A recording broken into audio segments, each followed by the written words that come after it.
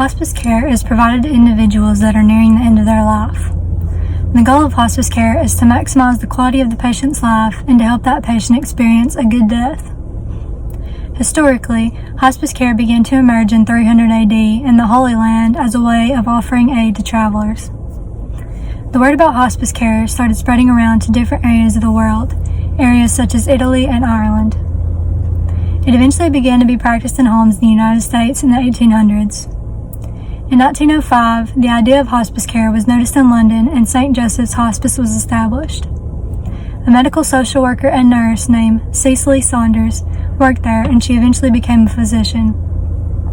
Saunders later opened up her own hospice, and many hospices in the United States opened as a result of that. The first was in Connecticut in 1974.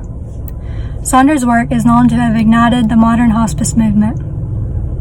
It wasn't until 1982 that Congress included a provision to create a Medicare hospice benefit as part of the Tax Equity and Fiscal Responsibility Act of 1982. In 1986, the Medicare hospice benefit was enacted, and states were given the option to include hospice in their Medicaid programs. Hospice care was made available to terminally ill nursing home residents as well. Lastly, a social worker's role in hospice has always been to provide comfort to the patient and to make sure that all of their needs are met.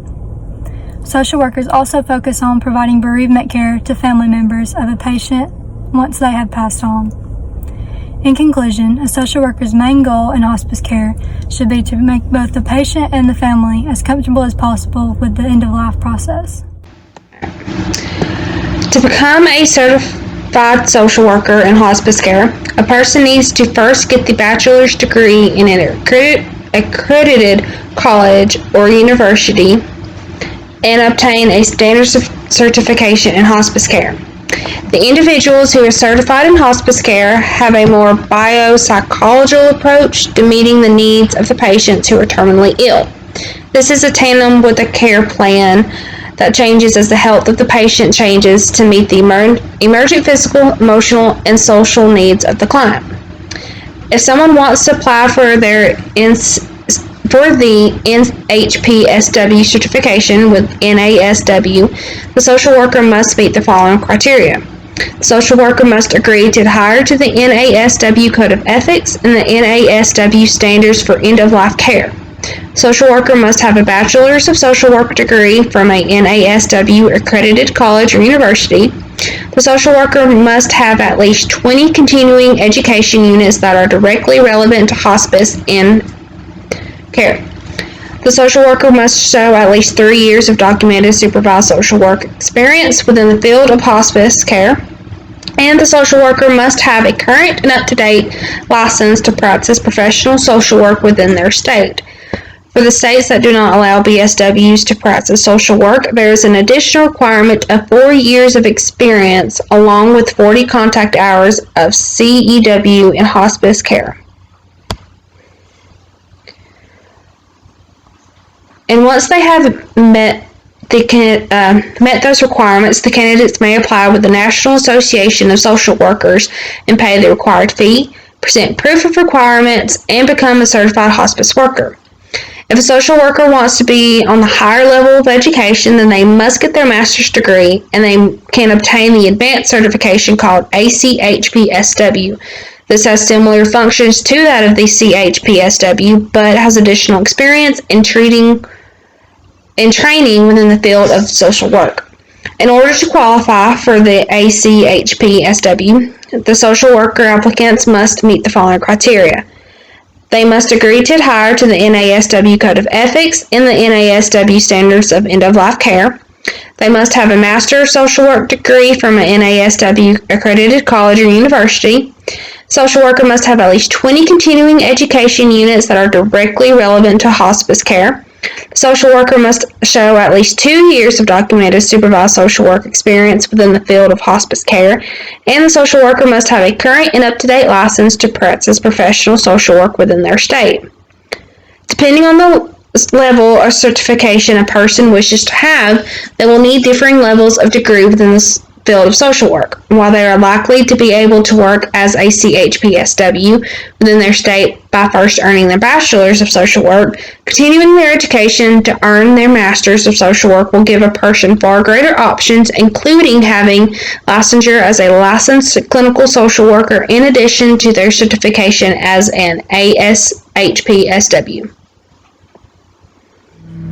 In the state of Alabama, hospice social workers start out around $42,000, with the average in the state of Alabama being at $47,000. But the range can typically go from $42,000 up to $53,000 for a hospice social worker on the baccalaureate level. However, the national average is at $63,083. So hospice social workers have opportunities to make more money in other states. Social Work, Hospice, and Palliative Care Network promotes advancement of knowledge and best practices for hospice and palliative care social workers. This is to ensure access to expert social work services for all patients and families facing serious illness. The National Association of Social Work Foundation was created to support NASW's educational and charitable initiatives through a wide range of programs and projects. Practitioners use this organization to enhance their knowledge. The National Hospice and Palliative Care Organization is a professional networking community for members that connects you with colleagues in your discipline as well as others across the country. The mission is to enhance the integrity of the hospice interdisciplinary team by advancing development of hospice and palliative professionals. There's links on their page for different disciplinary communities that make up the hospice care team, such as the social worker, the nurse, and the bereavement professional. The Alabama Hospice and Palliative Care Organization was created to promote understanding of the hospice benefit provided by Medicare, Medicaid, and most insurance companies. They've been advocating for hospice in Alabama for around 30 years now. They provide accurate and up-to-date information, and they also work to improve public policy regarding end-of-life care. They work to promote a better understanding of hospice and palliative care in our communities. Social workers may also join groups outside of these organizations. This can include social work support groups, special interest groups, forums, councils, or external organizations, and they use this to prevent burnout, talk about issues in their field, discuss things with their colleagues, and this can be spread out locally or nationally, depending on where it is, because it can be online or locally met, just depending on where the group is. Another professional resource for social workers in hospice is their training. Typically, they have education or a degree of some kind along with some experience. They can also access the web to complete webinars or continued education units. These continued education units can actually help a social worker maintain their license and their competence in their field. The price varies on these from free to a couple $100, as well as the time. It could take just a few minutes up to a couple hours as well. Many of these organizations actually have links on their websites to several standard or more intermediate webinars for people to complete. The role of a hospice social worker is advocating for all their patients' end-of-life wishes. They want to help people address the emotional part of later stage sickness. They also help families get the local services and resources for more support. The social worker helps with funeral planning and legal documentation as well. Hospice social workers can help relieve financial stressors during end-of-life. Knowledge of financial resources can provide help on medical cost, insurance coverage, or any other bill that may come the patient's way.